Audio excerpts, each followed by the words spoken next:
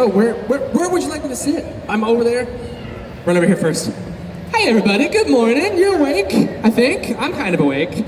I'm almost through my coffee, so I'm just about at full energy. But I usually start us off with one question. What time is it?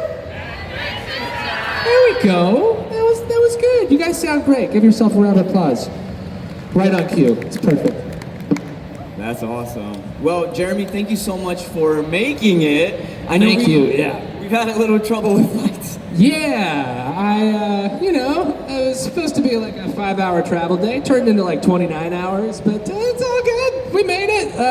Thanks for the patience. If anyone was here yesterday, I'm sorry. My flight got canceled, and there's nothing you can do, but we're here. I'm happy to be here. I'm glad I finally made it, and it's great. Awesome. Well, we're so glad that you're here, and obviously, we're very glad that you guys are here as well, so give it up for yourselves as well. All right, so Jeremy, due to lack of time, we're gonna jump right in, my friend. Let's do it. All right, so you had the opportunity of a lifetime to play one of the most iconic characters for one of the most iconic shows in Adventure Time. So, what was it like becoming Finn at such a young age? It's kind of crazy. I mean, I don't really feel like I super duper remember a time before playing Finn.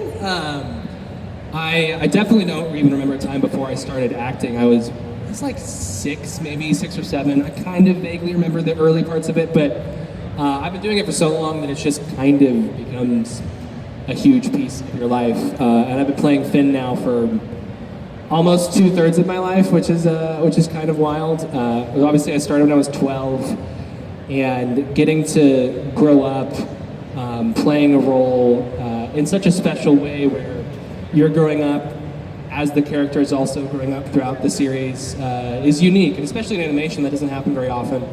And it's a role of a lifetime. I don't know what else to say. It really is. I love that character. I never expected Adventure Time to be anywhere near as big as it is, and I definitely didn't think it would go for anywhere near long as it has. So, starting a show at 12 and being 29 now, and occasionally still getting to come back and do stuff for like the specials and Fiona and Cake, it's pretty awesome. It's like you feel like you're done with something, and then they keep bringing you back, and every so often I get to go in the booth, put on the Finn hat, do the voice, say the old "What time is it?" and it's great. It's like a favorite shirt that you haven't worn in a while, and it's been sitting in your dresser, and you throw it on, and you're like, "This is really cozy. This is really nice. It still fits pretty well." Surprisingly, and you just kind of go to work and do it. So it feels like that at this point playing Finn. That's crazy. Like, I can close my eyes and I hear you and I still see you. That's wild. Okay, so you kind of already touched up on it, but I'm gonna ask you anyway. I'm sure when you're making a show or when you get an audition, you don't know A, what you're getting yourself into, and B, what that show's gonna end up becoming, right? Or the impact it's gonna have. So was there a point, and if there was a point, when did you realize the show was becoming a cultural phenomenon?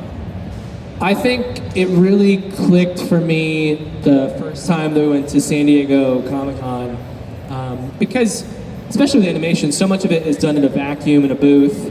You don't really see the effects of something, especially when we started, because we didn't have social media didn't exist.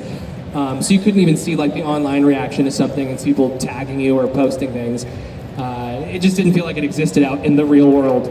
And then we finally went and did our first panel there, and they're like, "John DiMaggio, hit the ball!" And everybody kind of starts going on stage, and you get these massive rounds of applause. And then they called me, and I ran up there, and they had like distributed Finn hats throughout the whole audience, and it was just this massive ballroom packed with people wearing Finn hats, and I was like, "Oh my gosh, I think this show is successful. I think people are watching this thing."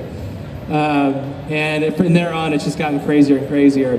But that was like the initial moment that it really struck with me that, oh, people love this thing, and it's special because you do plenty of jobs and plenty of roles that you're proud of, and you put a lot of work into, and then they kind of go out there and it's just kind of nothingness. It's not like there's not even like active like hate or something towards it. It just kind of sits there and that's it, and you move on. And it's there's things that you think are going to be bigger than they are, and they kind of just fade off into the deep dark hole of the internet, and then occasionally you have one that does something like this, and it's really, really special when that does happen, because there's a lot of no-goes, a lot of misfires on the way to get something that works, and so you're just thankful. Well, thank you so much for answering that, my friend. Okay, so this is a question that I've always wanted to ask you, even last year when I did your panel, and that's, you got this role at such a young age, right? And I'm sure you were watching cartoons just like the rest of us growing up. So is there a specific cartoon, it could even be an anime, that you grew up watching outside of Adventure Time? Oh, totally. I think there's a lot of them, but if I had to boil down like my favorites that were the most formative, Avatar: The Last Airbender is the clear top of that list. I honestly, I just think that's probably, if not the, one of the greatest animated series ever. It's just such a phenomenal show. I love it to this day. I also grew up watching like Teen Titans. Was a big one. I'm trying to think. There's a lot of other things, but those always kind of go to the top of mind. And I'm good friends with Michaela that played Toph in Last Airbender, and I've known her for forever. I mean, since we were both young, coming up and through the industry. So still keep up with her, which is pretty cool. But yeah, those like Last Airbender, Teen Titans are up there. I'm sure there's way more than that, but those two. And I'm sure it must be surreal knowing that with Adventure Time, you know, your work and everything, it's right up there in the upper echelons, right with those shows. I mean, seriously, as with Cartoon Network, obviously you have like Ed, Edd and Eddy, Teen Titans, Johnny Bravo, Courage the Cowardly Dog, Dexter's. You're up there. So it's really crazy. Somebody had, SpongeBob is obviously massive too. Also watched SpongeBob when I was little, but Tom Kenny early on that plays the Ice King that also plays SpongeBob, he was like, oh, this is, he's like, this is starting to have that kind of like SpongeBob effect culturally with how big it was getting, which is wild. So yeah, it's very surreal to think that you have that kind of a show, but it's become it's become something so unique, and just happy to be a part of it.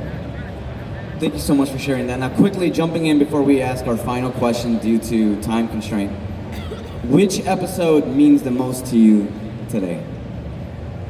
If you were to look back. I don't know if any individual episode means something substantially more than any other. I think just the experience of every Tuesday afternoon is when we would record Adventure Time. Getting to go in the booth with the whole cast, back when that was still a thing that you did. And work with everybody and riff and laugh. That is what I miss the most and what I think of when I think of Adventure Time. It's just those Tuesday afternoons. And it really didn't hit me even when the show was ending until we did our last record. And the next Tuesday, you just kind of like, we did every Tuesday for 10 years essentially. You start kind of subconsciously getting ready to go and do the thing. And I'm like, oh, I don't have anywhere to be from this 4-hour block anymore that I have for the last 10 years. And that's like, maybe that's when it hits you. You're like, oh man, this, you're bummed, but it's bittersweet. It's not just bitter because everything has to come to an end at some point, and the fact that we got that run that we did is just amazing, and I love it. And it still keeps going, like it has, especially in the streaming era, everything kind of gets a second wind and a new life of its own, and so it will never fully go away. The fun will never end, I guess, as they say. But yeah, I know I have photo ops right after this. I don't mind doing like a little like speed round of like short questions, like, maybe like 5 minutes. 5 minute speed round, yeah. And then I'll be at my table after that, and everybody can answer as many questions as they want. But yeah, let's do that, because that's right. Does anyone have a short question? We can take 1 to 2, okay? Short. Hey, Jeremy, my name's Steven. What was your reaction that Hugh Jackman is a fan of the show? He is? That's my reaction. Hugh Jackman? Mr. Hugh Jackman? The Aussie Wolverine himself? The one and only, the legend? Yeah. Yeah, like there's a video of him singing "Bacon Pancakes" and John like responded to it, and then Hugh responded back. It's like I'm surprised you don't know that.